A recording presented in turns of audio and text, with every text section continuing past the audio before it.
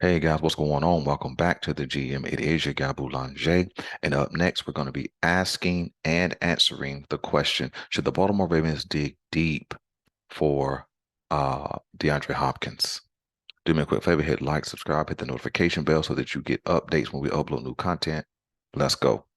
So let me start out by letting you know that this is going to be a pretty extensive conversation, probably somewhere around 20 to 25 minutes, right?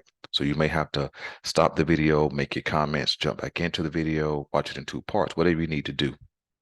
But it's a conversation that's probably worth investing in, I'm sure.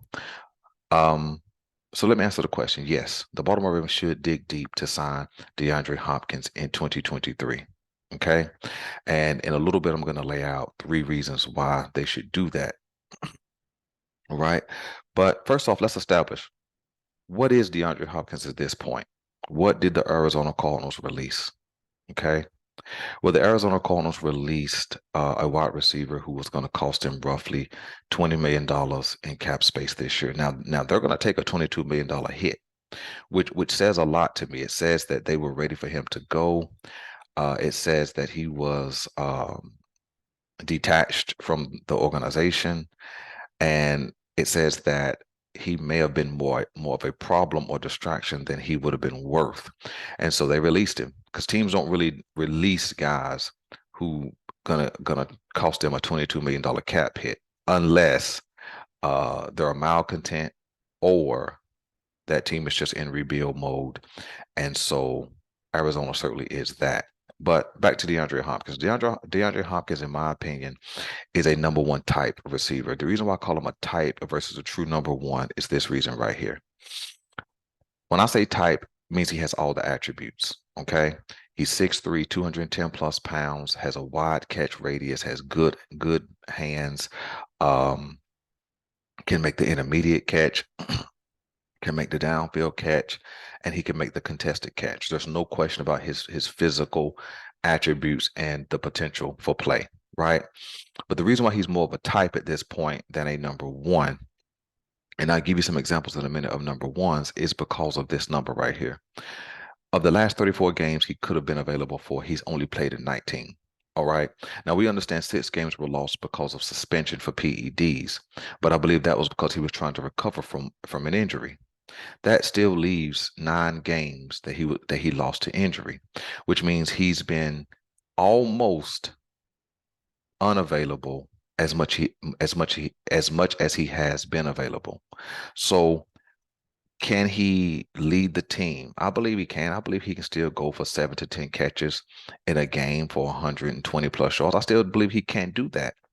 But I don't know if he can carry that load every week of being the go-to guy, drawing the best coverage, beating that best coverage every single week. Part of that is because he may not be available. All right. So I'm putting in more of a type. Well, Belanger, what would you say a number one receiver is? A true number one? Well, let me give you a few examples.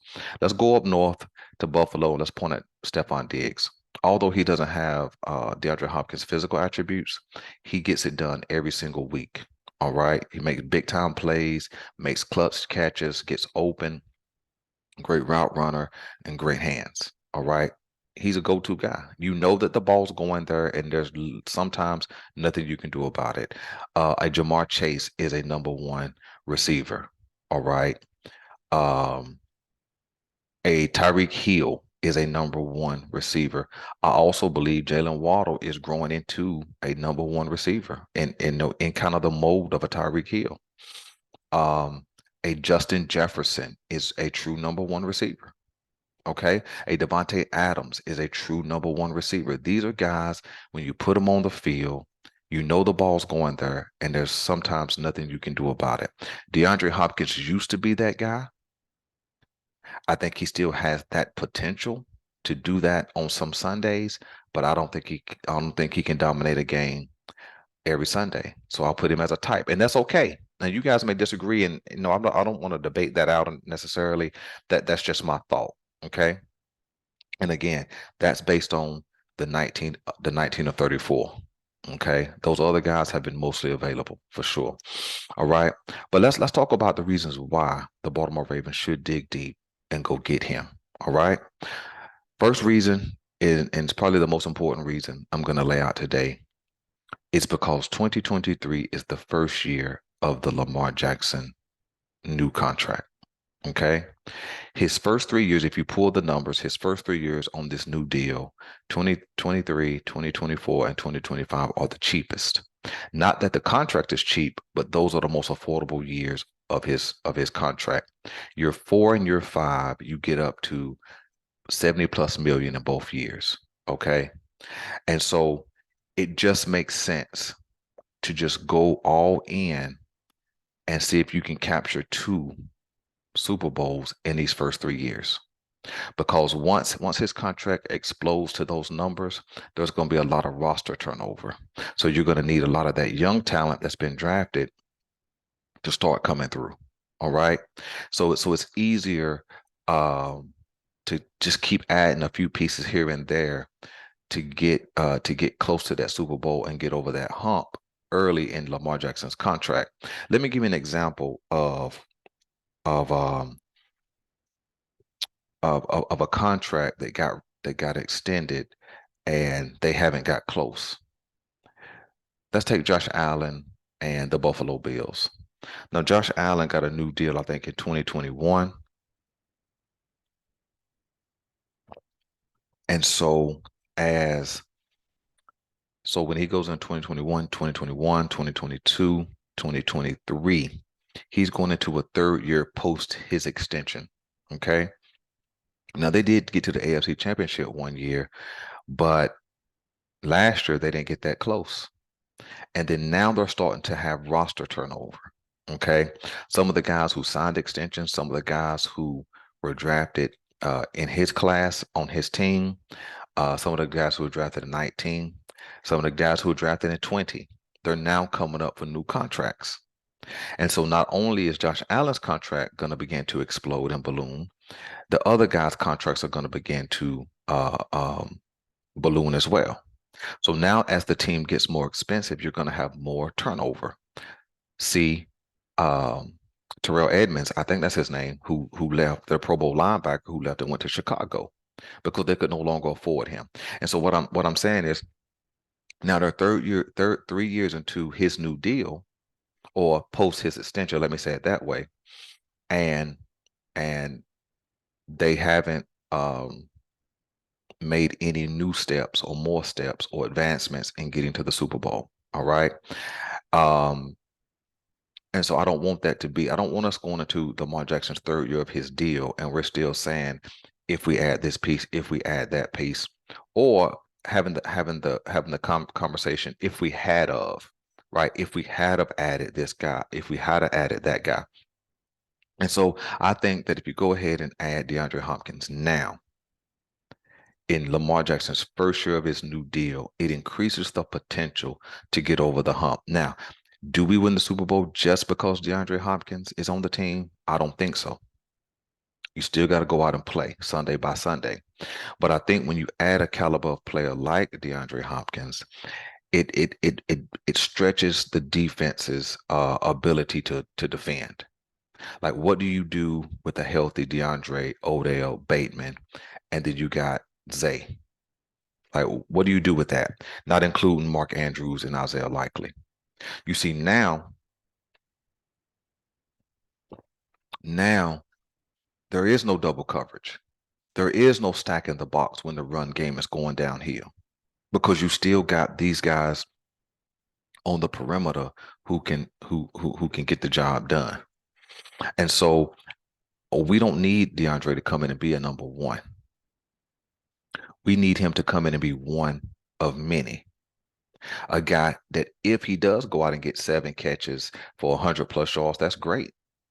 But if he gets 3 catches for 60 yards, that's also great because he's one of many. And so I just want to have the most prime opportunity to max out this first 1 to 2 years of Lamar Jackson's new contract. Okay, because I don't want to go into a third year and we're still having questions on what else we need to add. All right. The number 2 reason, okay, which is just a link or bridge from the number 1 reason, is that he he being DeAndre Hopkins will add like a security or safety net for the wide receiving group.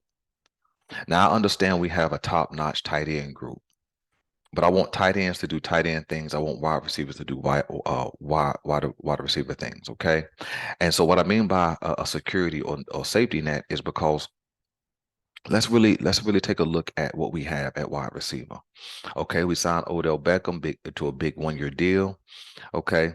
And Odell has looked really good on film, just running routes and doing all the things. He's looking healthy, that kind of thing. But we have not seen Odell Beckham in 18 months on field, um, up until this point. And by the time the season does start and he gets into real NFL competition, it'll be almost 2 years. Because you have all of June, all of May, excuse me, all of June, July, all of August and 2 weeks into September. And so it'll be a long time since we've seen Odell in competition. Okay. And so with that being a factor, we don't know what he's gonna be. Can he be great? Yeah, I believe he can. Will he be great on some Sundays? I believe he can. But I don't want him to have to be great every Sunday. I don't see because when you feel pressed to do something, we'll sometimes do things out of character. And then that's when injuries take place. And we understand that Odell uh, has a long injury history. Okay. And so if you bring in a DeAndre Hopkins, he's a safety net in case Odell has to miss a game or two. Okay. Let's go right now. Who's on the roster? Let's go to Bateman. Bateman is going into his 3rd year. And we really need to see Bateman uh, step into his own in 2023. Okay, because this is really kind of a contract year. At the end of a 3rd year, this is when a guy's that's eligible for an extension, and so it's also the same time frame where his 5th-year option can be picked up. And so I don't want Bateman to have to press. I want Bateman to just come in and play his role. But what we know about Bateman, he's been hurt his first 2 years. Bateman has missed as many games as he's played. So DeAndre would be a safety net for Bate. If Bate has to miss 2 or 3 games for whatever the reason, I hope he doesn't, but for whatever the reason, we still have a guy who has an ability to dominate a game if need be. Okay. Take a step down to the 3rd receiver, who could be a number 1 at some point. Zay. Well, Zay is a dominant force at the college level. We haven't seen Zay on an NFL field yet, in game action. So we're basing Zay's play on potential, which is how we base all rookies for sure. But you don't want Zay having a press. You want Zay to find his way in the NFL, simply playing his role, not being pressed into number 1 type duty. So having a DeAndre Hopkins, creates opportunity again for a safety net because there is a such thing as a rookie wall. There is a such thing as a rookie learning curve. Okay. And then when you go deeper than Zay, Nelson Aguilar has never been able to take over a game from what I can remember. Devin Duvernay never been able to take over a game from what I can remember. Now, there's been some games he's performed really well, had over 100 yards, I believe, but doesn't have an ability to take over a game. Neither one of those guys. So Sana and DeAndre Hopkins again provides a safety net, a covering if one of the other guys have to be out, or you just need a guy who's feeling himself on a Sunday and he can take over a game. Okay. So that's my second reason. My third reason is that it keeps DeAndre Hopkins out of the hands of the enemy. Now I know that this is other people's number 1, but really I wanted to go only Baltimore Ravens stuff, the first 2 reasons, but to keep DeAndre Hopkins out of the hands of the enemies. Okay. Let's look at a few teams who could be interested. Okay. Let's look at a team like the Buffalo Bills. Okay. Now, Buffalo going to have a hard time creating cap space because I think they've already reworked Josh Allen's deal already. And I think they have less than $4 million in cap space. They may have less than that from last time I checked. Okay. So they're going to have a tough time getting a DeAndre Hopkins. All right. The Kansas City Chiefs have less than $4 million in cap space. And they may need a DeAndre Hopkins on their roster, but I don't care about the Chiefs. I like Patrick Mahomes as a guy, but I don't care about the Chiefs. But they may need a wide receiver like DeAndre Hopkins on their roster, but they're going to have a hard time creating a cap space. But they are currently reworking Patrick Mahomes' deal, okay, to create some cap space, which means to me they're going to definitely make a play for it. All right. Um, a team like the Miami Dolphins, a team nobody's talking about. They're gonna have a hard time making room for DeAndre. But why wouldn't Miami? Why wouldn't Miami just add a guy like DeAndre? That's something that they don't have on their team. A big contested catch guy. They got two elite level speed guys on their roster, but they don't have a guy like DeAndre Hopkins. I'm thinking I'm just naming teams who could be contenders this year for sure. A team like the New York Jets, they don't have the cap space. Uh, but at this point in time, they don't have a guy like a DeAndre Hopkins on their roster. And so they could be interested.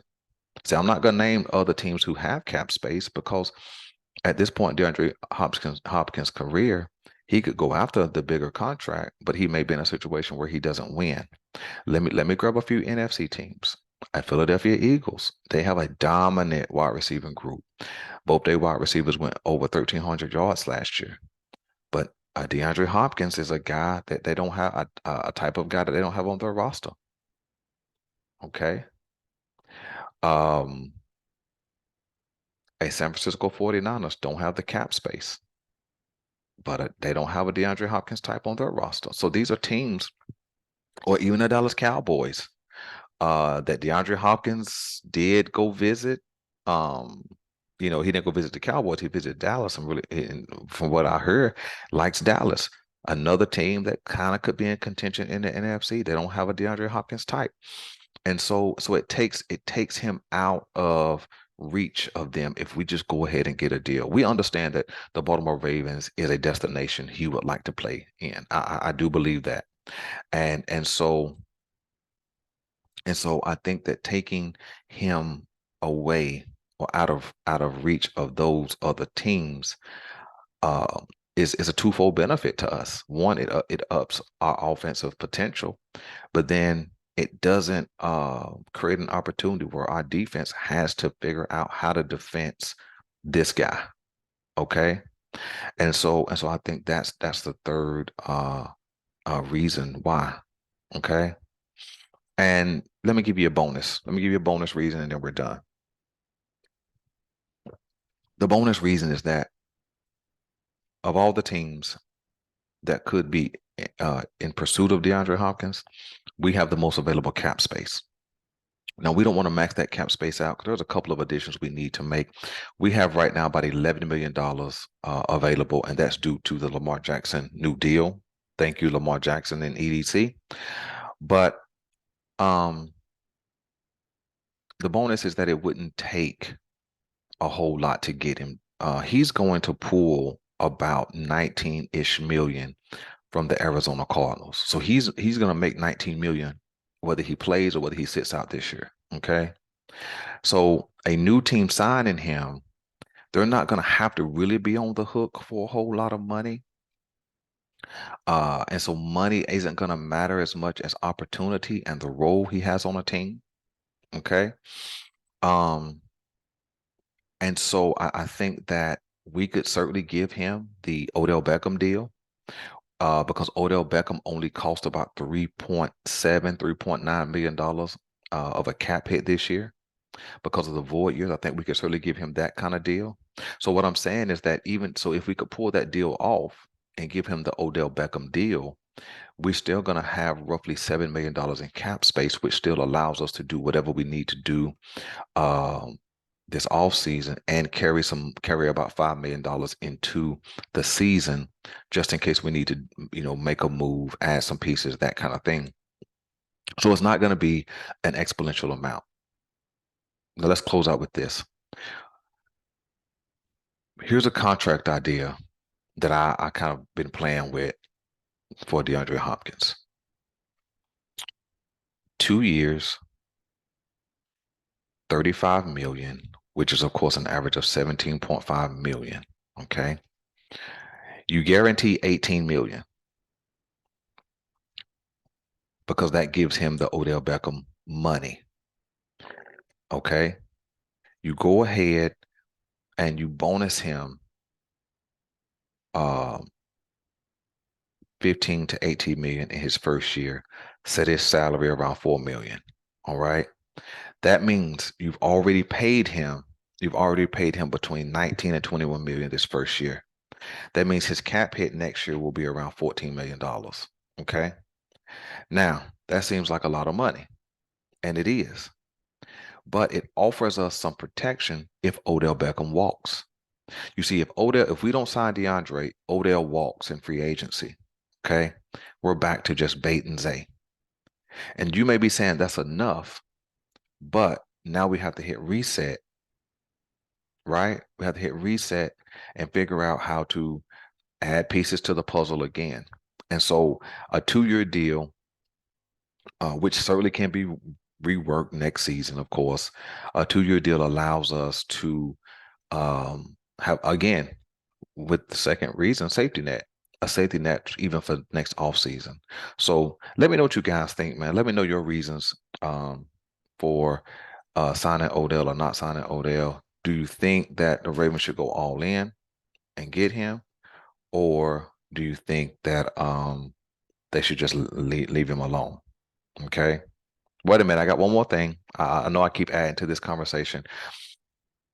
Stay on the lookout for June 1st. A couple of names I've been hearing could be released post June 1st is Keenan Allen, specific at the wide receiver position. Keenan Allen, which is a guy I think could work well in Baltimore if we want to add another depth piece. Corey Davis, which you guys have heard me talk about before, he could be released post June 1st. And so I would be certainly okay with either one of those guys being a part of what we're doing, because I think both are quality. Keenan Allen over Corey Davis, but if Corey Davis was an addition that we could make happen, I'd be interested in doing that as well. So listen, I'm your guy Boulanger. This is the GM, and I'm out.